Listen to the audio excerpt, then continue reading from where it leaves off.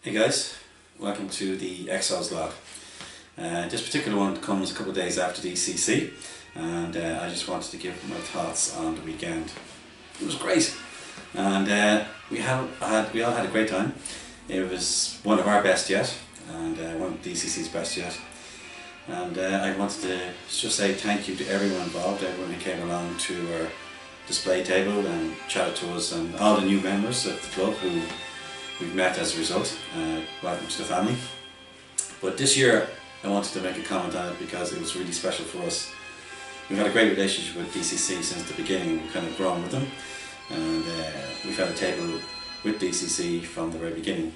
But this year was the first year we actually built something specifically for it, and thanks to the gargantuan efforts of Jonathan East and Stephen O'Neill, we had a helm from the original series there on display for photos, but not just for photos. Due to the ingenuity of both of those guys, it was not just a prop, it was also a working helm with playing Artemis, the bridge simulator, which meant that anyone could come along and sit there and actually play through a bridge simulation.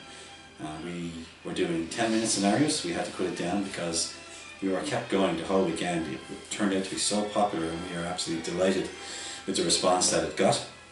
You know, so many people interested in trying it out and playing through a game and getting their photos taken at the console.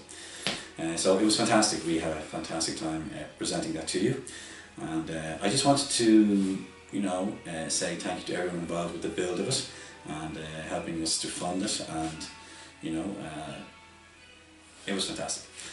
Well, I did a little video of the guys setting it up there at DCC and getting it running, so I'd like to just play you that.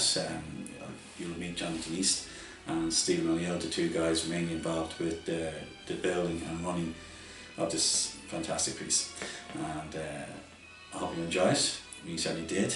It'll be seen again at our party on the 26th, 2 weeks time. Among many other things, it'll be a great night. You're all welcome to come along, and but certainly it'll be the next time you'll see this console in action. But for now, I hope you enjoy this presentation of its inauguration at DCC. Thanks, live long and prosper. Alright, okay, this is the first official test, Saturday morning at Dublin City Comic Con. Dublin Comic Con now. We'll rub Steve and see what happens.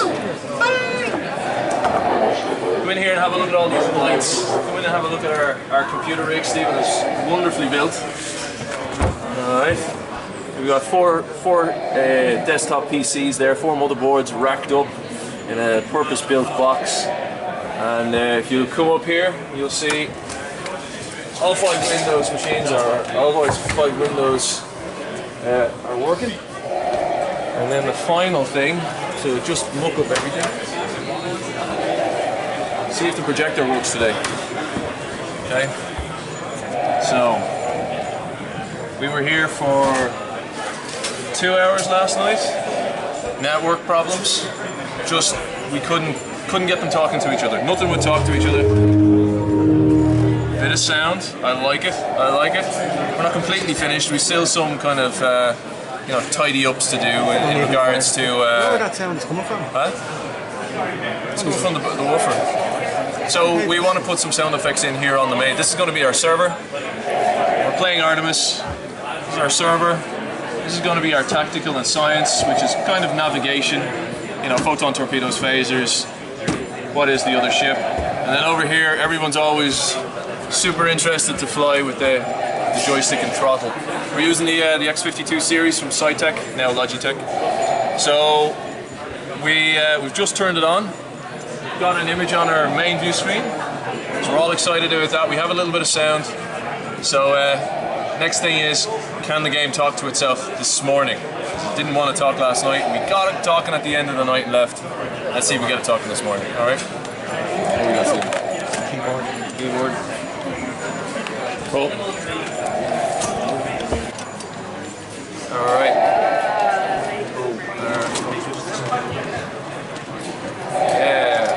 I got a keyboard here. Alright. Booting Artemis. So, John, from conception to build, how long would you say it took to get this going? Ooh, it took me 7 days. It took me 7 days to design it. I had the idea like last year, 2016, but I did a few sketches, a few ideas, looked at a few reference shots. One of the things that was one of my kind of inspirational books for making it was originally printed in 1975, I think, which is the original series Star Trek technical manual. So I got a lot of drawings in that, a lot of faux technicalities out of that, but using a compass and a slide rule, kind of figured out angles for getting this lovely shape down here. And then we had the idea that we didn't just want to, we got a game, alright, we didn't just want to have a dead prop, something to take pictures of. We could easily do that. What we wanted was, we also wanted people to be able to play games at it, come and interact with what you want to do. So that's where the idea came from. Stephen was able to get monitors donated. Originally they were going to be 17 inches, which these are, two 17-inch monitors here. But then he was able to get his hands on some 19-inch monitors, which is what we put in. So the main console here actually was designed with 19-inch monitors in mind. So we're slightly bigger on the actual where you sit controls element. Our astrogator is smaller. In hindsight, since we've just all put it back all together today, it's the first time it's actually been fully together. The astrogator is a little bit small. You know, might need to be expanded width-wise at some stage. That'll be a future job. Because we've so much technology in there that we weren't expecting. Originally, we were going to put in. We have a tactical station. Originally, we were going to put laptops in, so we have designed into it compartments. Laptops were going to sit down here on this, and then we'd boot them up, not close them so much, and then we close this up, and they disappear. But Stephen had this great idea for putting a rack of computers in. They're a lot stronger, so we went with that. So we've ended up with a pretty cool system here. So to start a game. So you reckon then with the PCs that you did put in would be more stable than the laptops anyway? Absolutely, yeah. And then it's more of a modular. Like we have 3 modules, so 2 side pods, and as John says, the astrogator in the centre, which is just a tidier move. And you know, okay, it's a bit messy in there at the moment, but you know, we'll continue to refine. We'll shorten the length of the cables. We'll screw the router into place, and we'll make this a more modular build. I gotta say, from my own point of view, it didn't look messy. It's like a great piece of design there by both of us. From a technical point of view. It makes me nervous. Any techie that looks in there is going to just have a hard time. Makes me very, very nervous. Yep, very nervous. Do you want to hit helm there? Just get that there. Okay, we've got a helm. So you can see what our whole.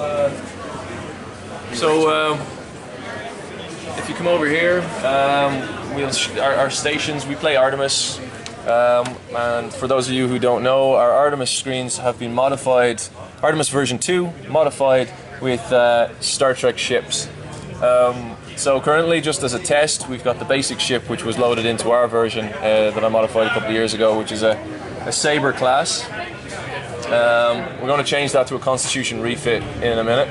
But you can see here, we don't have touchscreen. I do have to use the mouse, but we can control all sorts of stuff here. I can see where it's going. I can see there's a space station here. I've got my torpedo tubes, and then I've got my whole star map here.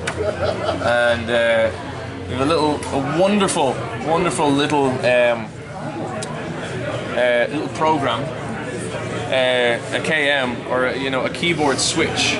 So this is actually 2 computers inside the box. But with this wonderful little program that Stephen found with some software, my mouse is here on one computer, and then just like it's a dual screen on a single computer, we can jump into this other computer. So people playing will not know the difference. They just be able to go throw the mouse over here, throw the mouse over there. Absolutely fantastic. It really helps with the immersion of this. For the keyboard, we need a trackpad, we need numbers. The rest of it's pretty erroneous, but we still need a keyboard to operate. So we have our little 3D printed lights. They do have recesses in the back to be able to light them up. So that's another thing that we're going to look into in the future. These were 3D printed. What was the name of the chap? Alan. What was the name of the chap that 3D printed? Jimmy O'Brien. Jimmy O'Brien. Jimmy O'Brien. Very good chap. Jimmy O'Brien managed to 3D print these. Alan Whelan got out his glass paints. He painted them for us. Jerry also 3D printed our dead rocker switches. And these are just a little bezel I made real quick the other night, and they're painted with acrylics and sprayed with fixer. So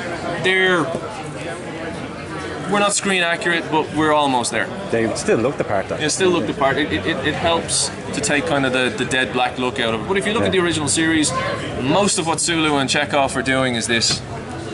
And they've got big dead space and like just a small amount of buttons. Chekhov has his screen and everything. Well, I think that's a successful test, Stephen. Yep. Well done, guys. Is to, We have one more.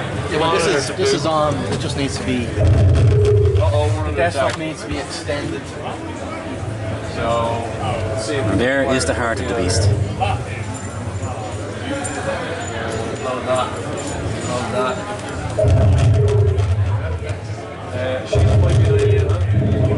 Shields up. Hello. So this was our big project for DCC 2017. The guys now have the operation running and are actually in the process of playing a game. Next year hopefully we'll even have a captain's chair, but currently we're really proud of this build that the guys have done. And as you can see, it's in full operation there now. The guys are actually playing through a mission on our Star Trek version of Artemis, and it's a great bit of fun and a great bit of kit. So hopefully we'll have quite a few people checking this out for the weekend of DCC. See you soon, guys.